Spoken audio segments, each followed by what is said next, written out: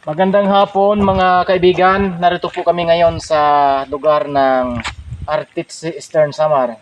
Habang kami po ay nagbibiyahe papuntang Tacloban, inantok po yung aming isang kasamahan at sabi niya, magpahinga muna tayo.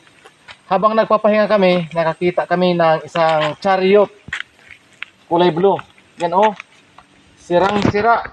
Hindi talaga pwede nang magamit yan. So, yan, tinitingnan po namin.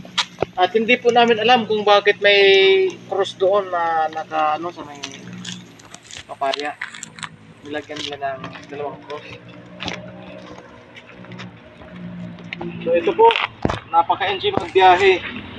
Pero yung tanong ko, bakit nilagyan ng cross? At saka bakit may ano doon, tinabasan ng damo. So, may posibilidad na yung nilagyan ng cross, yan ang pinagdalhan ng sakay siguro ng chariot na to.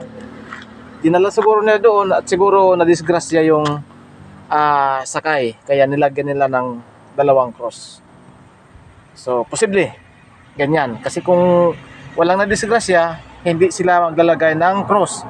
Dahil dito sa probinsya namin ng Samar, pag may nadidisgrasya, nilalagyan nila ng sign ng cross.